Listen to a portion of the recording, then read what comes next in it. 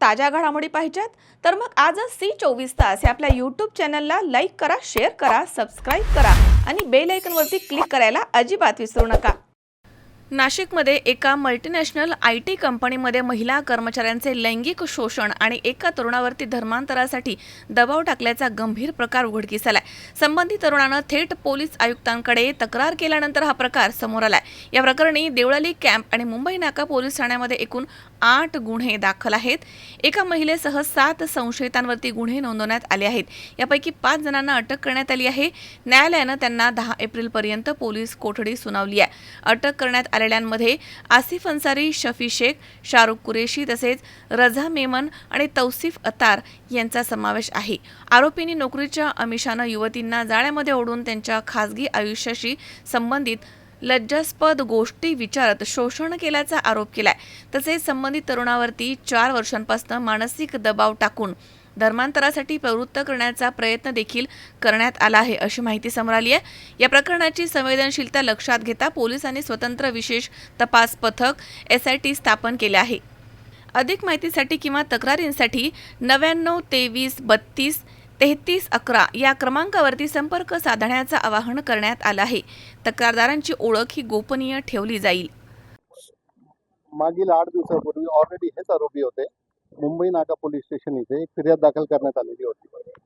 फिर्याद अशी होती का मुंबई नाका इथे TCS ग्रुप कंपनी आहे, तिथे आरोपी आणि फिर्यादी हे एकाच ठिकाणी कामाला होते. फिर्यादीचं असं म्हणणं आहे का 1-1.5 वर्षापूर्वी त्यांनी वाईट नजरेने बघितलं मला आणि मोडेस्टी ऑफ ए वुमेन जे म्हणतात असं लज्जा उत्पन्न असं नजरेने बघितलं, इशारा केले असं, त्यानुसार फिर्याद दाखल झाली होती 8 दिवसापूर्वी. त्या फिर्यादमध्ये अटक करून आरोपींना मेहरबान कोर्टात हजर केलं होतं. त्यामध्ये त्यांना जवळपास 6 दिवस PC भेटली होती. तर PC भेटल्यानंतर आता पुन्हा त्यांना दुसऱ्या गुन्ह्यात ट्रान्सफर करण्यात आलेले. माझे माहितीप्रमाणे आता आरोपीविरुद्ध जवळपास 7 ते 8 गुन्हा दाखल आहे. त्यापैकी एक गुन्हा आज होता.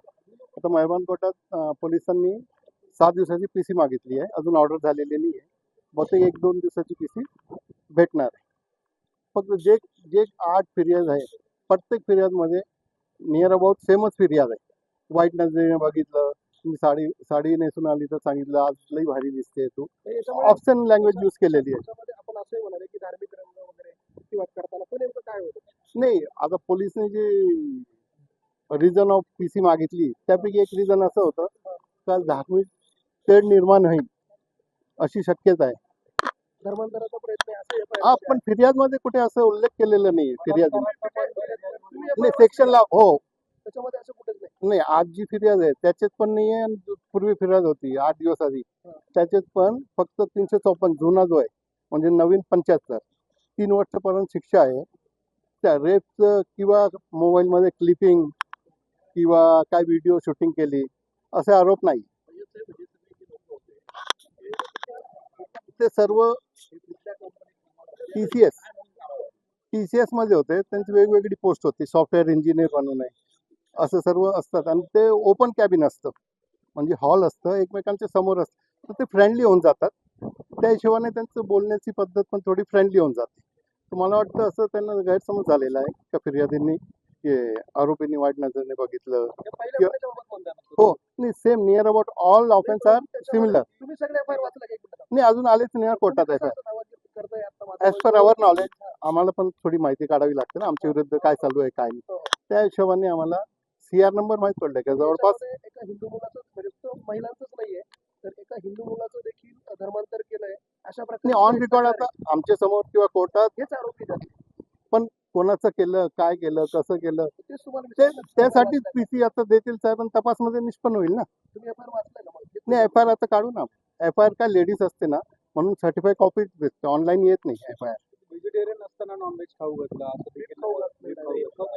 आता हे सर्व आरोप असतात. आता आरोपाचे ट्रायलचा भाग आहे. तर या तक्रारीमध्ये म्हटलेलं आहे हा आरोप आहे पण या तक्रारीमध्ये ठीक आहे ना, FIR मध्ये आहे ते आहे.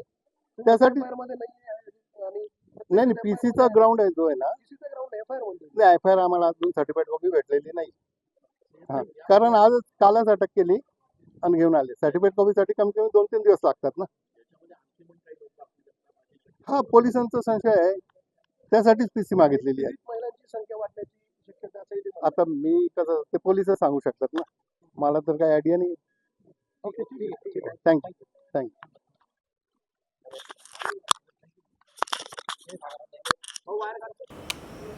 नाशिक येथील नामांकित बहुराष्ट्रीय कंपनीमध्ये महिलांचा विनयभंग, लैंगिक व मानसिक अत्याचार तसेच धार्मिक भावना दुखवल्याप्रकरणी 9 गुन्हे दाखल.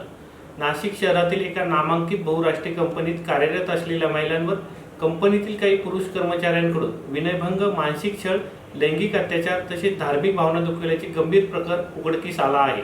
सदर प्रकरणी आतापर्यंत एकूण 9 गुन्हे दाखल करण्यात आले असून 6 आरोपींना अटक करण्यात आली आहे. सदर गुन्ह्याची व्याप्ती, गांभीर्य आणि संवेदनशीलता लक्षात घेता या प्रकरणाचा सखोल तपास करण्यासाठी माननीय पोलीस आयुक्त नाशिक शहर यांच्या आदेशान्वये सहाय्यक पोलीस आयुक्त गुन्हे यांच्या अधिपत्याखाली विशेष तपास पथक SIT गठीत करण्यात आली आहे. यापुढे अशा प्रकारच्या घटना घडू नयेत यासाठी सर्व खाजगी आस्थापनांनी आपल्या कार्यस्थळी महिलांच्या सुरक्षिततेसंदर्भात आवश्यक ती खबरदारी आणि प्रतिबंधात्मक उपाययोजना कराव्यात. कोणत्याही महिलेला विनयभंग किंवा अत्याचारासंबंधी तक्रार असल्यास त्यांनी CP व्हॉट्सअप क्रमांक 9923323311 यावर संदेश पाठवू शकतात किंवा नियंत्रण कक्ष क्रमांक 112 वर संपर्क साधू शकतात. तक्रारदार महिला, संस्था किंवा माहिती देणाऱ्या व्यक्तीची ओळख गोपनीय ठेवण्यात येईल असे आवाहन माननीय श्री संदीप कर्णिक पोलीस आयुक्त नाशिक शहर यांच्या वतीने करण्यात येत आहे. धन्यवाद. किरण आहेर, C24 तास, नाशिक.